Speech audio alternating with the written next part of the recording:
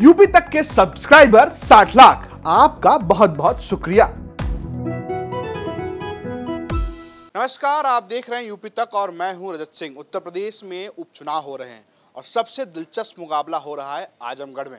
आजमगढ़ में किसके बीच कैसा मुकाबला है, क्या आंकड़े कहते हैं, क्या इतिहास कहता है, ये हम समझाएंगे और आंकड़ों के हिसाब से ये भी समझाने की कोशिश करेंगे कि क्या किधर शिफ्ट होगा, यानी कौन सा वोट कितना किधर शिफ्ट होगा, तो किसका चांस बनेगा, कि निरहुआ का चांस बनेगा, कि धर्मेंद्र यादव का चांस बनेगा, कि गुड्डू जमाली का चांस बनेगा। तो सबसे पहले हम आपको बताते हैं कि चुनाव किसके किसके बीच में है। तो आप स्क्रीन पर देख रहे हैं कि दिनेश लाल यादव बीजेपी, यानी दिनेश लाल यादव निरहुआ जो भोजपुरी स्टार हैं वो बीजेपी के प्रत्याशी हैं। इससे पहले 2019 में इन्होंने अखिलेश यादव को टक्कर दी थी, तब इनको बड़ी हार मिली थी। लेकिन बड़ी बात यह थी, तब बसपा और सपा के कॉमन कैंडिडेट थे अखिलेश यादव, और बसपा से हैं शाह आलम उर्फ गुड्डू जमाली।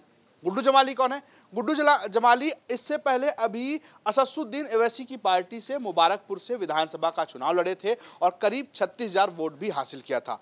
मायावती के पुराने सहयोगी रहे थे, मायावती का साथ छोड़ दिया था। मुबारकपुर से जो आजमगढ़ में ही एक विधानसभा है, वहां से 2 बार विधायक भी रह चुके हैं शाह आलम गुड्डू जमाली।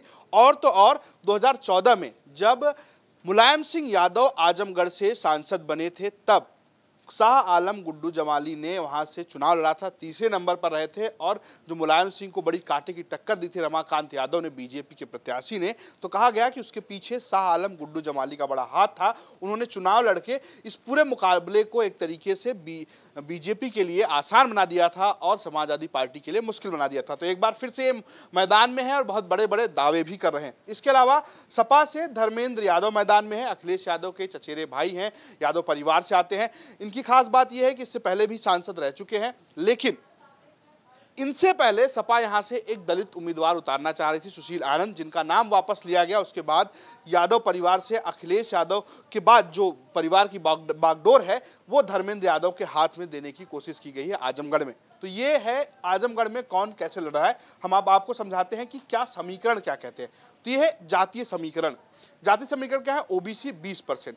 अब इस 20% में 21 से 22% के करीब गैर यादव वोट बैंक है, यानी कि बड़ी संख्या जो है गैर यादव की है, लेकिन 18 से 20% के करीब के बीच में यादव भी हैं। तो ये एक बड़ा मुख्य मुकाबला है, क्योंकि यादव 2 कैंडिडेट हैं। एक तो धर्मेंद्र यादव जो समाजवादी पार्टी के हैं, और सपा जिस पर लगातार दावा करती है कि उन्हें यादव वोट बैंक मिलता है, और अगर आप आंकड़े देखें तो ऐसा आपको देखने को मिलेगा। वहीं निरहुआ इस बार दावा कर रहे हैं कि इस बार उन्होंने यादव वोट बैंक में सेंधमारी की है। दूसरी जो बड़ा वोट बैंक है वो दलितों का, 25% दलित हैं आजमगढ़ में। आप इससे इस गठबंधन को आप इस तरीके से देख सकते हैं कि मुस्लिम 18% है और 25% दलित हैं, और यही कॉम्बिनेशन यहां पर मायावती ने खेलने की कोशिश की है, यही दांव खेला है।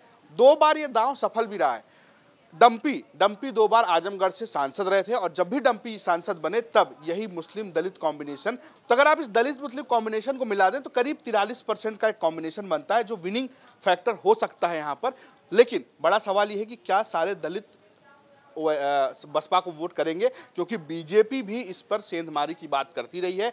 और तो और इससे पहले बीजेपी ने साबित भी किया है कि उसे दलितों में, क्योंकि इसमें भी 2 भाग है, गैर जाटव और जाटव, तो जो गैर जाटव वोट बैंक है उसमें दलितों का अच्छा पकड़ है। और खास बात है कि यहाँ पर पासी समुदाय का भी की अच्छी खासी संख्या है, और पासियों के नेता हैं इंद्रजीत सरोज, जो फिलहाल समाजवादी पार्टी से है। तो ऐसे में समाजवादी पार्टी भी इस हिस्से में एक सेंधमारी की कोशिश कर रही है। हम नीचे देखें तो सवर्ण है, 17% है। ये वो वोट बैंक है जिस पर बीजेपी एक तरफा, एक तरीके से आप समझिए कि अपना प्रभुत्व रखती है। लगातार बीजेपी को वोट मिलता रहा है। अगर आप 2022 विधानसभा चुनाव को देखें तो पूरे उत्तर प्रदेश में 90% से ऊपर सवर्णों ने बीजेपी को वोट किया था। तो ये बीजेपी की उम्मीद ये है कि यहाँ से 17%, और ओबीसी में जो गैर यादव है वो ओबीसी प्लस कुछ यादव, यानी कि करीब 20-22% मिलाकर वो भी एक विनिंग फार्मूला बनाने की कोशिश कर रहे हैं। लेकिन बड़ा सवाल ये है कि क्या दलित बसपा के खड़ा होने के बाद भी बीजेपी के साथ जाएगा, क्योंकि अगर बीजेपी का करीब 1 लाख, माफ कीजिएगा, अगर बसपा का करीब 1 लाख वोट टूटता है तो ही निरहुआ के लिए यहाँ पर कोई समीकरण बनता हुआ दिख रहा है। अब आते हैं कि ये रिकॉर्ड क्या कहता है यहाँ पर, जो हम आपको बता रहे थे कि 2000 से लेकर अब तक सिर्फ 1 बार बीजेपी जीती है। कब जीती है वो भी बताते हैं। 2009 में रमाकांत यादव जो सपा से अभी विधायक है, उन्होंने यहां से जीत दर्ज की थी। रमाकांत यादव वहां के अपने नेता थे, लेकिन खास बात यह है तब भी यादव उम्मीदवार था। तो बीजेपी ने वही पुराना फॉर्मूला इस बार भी लगाने की कोशिश की है, एक यादव उम्मीदवार को मैदान में उतारा है। दूसरी बात, 2022 में सपा ने जीती थी सभी 10 सीटें। 2022 की विधानसभा में आजमगढ़ लोकसभा नहीं बल्कि आजमगढ़ जिले की 10 की 10 सीटें सपा ने जीती थी। आजमगढ़ लोकसभा में इसमें से 5 सीटें आती हैं और उन 500 सीटों पर भी सपा का ही कब्जा है। तो आप देखिए कि सपा जो है अभी इस रिकॉर्ड के हिसाब से यहाँ पर मजबूत नजर आ रही है। वहीं 2019 में सपा बसपा ने मिलाकर हासिल किए थे 60% वोट। ये बहुत बड़ा आंकड़ा है। आप ये देखिए कि जब सपा और बसपा एक साथ थी तब 60% वोट एक तरीके से सपा को मिले थे, लेकिन इस बार बसपा अलग लड़ रही है और बसपा करीब 24% वोट का डेंट कर सकती है अगर आप 2022 विधानसभा के हिसाब से देखें। हम वो अब आपको भी समझाते हैं कि वो कैसे होगा, हम अगले स्लाइड में आपको समझाते हैं। ये देखिए, ये है 2009 से लेकर 2022 के चुनाव में किसको किस तरीके से वोट पड़े हैं। 2009 जब बीजेपी ने 2009 में जीत हासिल की थी तब बीजेपी को 35% वोट मिले थे, जबकि 28% वोट है वो बसपा ने हासिल किया था। इसके अलावा अगर आप सपा को देखें तब सपा को 17.6% वोट मिले थे, तब सपा की स्थिति अच्छी नहीं थी।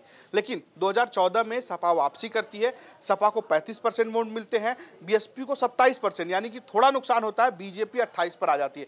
और ये वो दौर है जब पूरे उत्तर प्रदेश में बीजेपी की लहर थी, कुछ चुनिंदा सीटें ही बची थी जहां पर विपक्षियों ने जीत हासिल की थी। मोदी लहर में सब लुट पिट गए थे, तब भी आजमगढ़ से सपा जीत कर आई थी 35% वोट के साथ। 2019 में 60 पे आ जाता है क्योंकि सपा और बसपा एक साथ हो जाते हैं और तब बीजेपी वापस से 2009 जो जीत वाला फार्मूला है वहां पर पहुंच जाती है, लेकिन जीत इसलिए नहीं पाती क्योंकि बसपा का वोट जो है वो यहां पर शिफ्ट हो जाता है सपा के साथ 60% के साथ।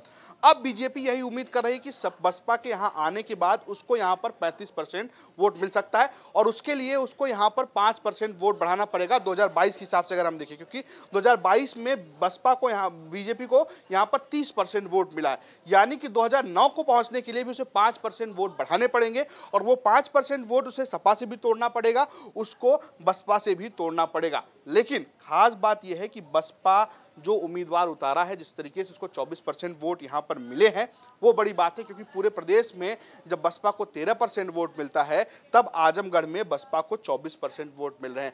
ये शाह आलम गुड्डू जमाली को हटाकर, क्योंकि शाह आलम गुड्डू जमाली का भी अपना वोट बैंक है, तो अगर आप उसको ऐड ऑन करेंगे तो यहां पर धर्मेंद्र यादव के लिए खतरा बढ़ता हुआ दिख रहा है।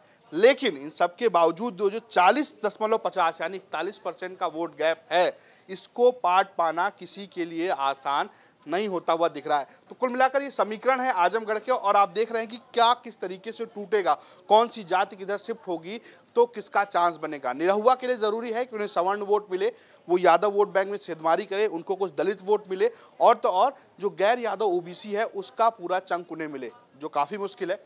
वहीं दलित मुस्लिम, सिर्फ दलित और मुस्लिम, पूरा दलित मुस्लिम कॉम्बिनेशन अगर एक साथ आता है तो शाह आलम गुड्डू जमाली के लिए बड़ी अच्छी खबर हो सकती है। लेकिन अगर आप दलितों की बात करेंगे तो उसमें कई ऐसी जातियां हैं जो समाजवादी पार्टी के साथ जा सकती हैं, बीजेपी के साथ भी जा सकती हैं।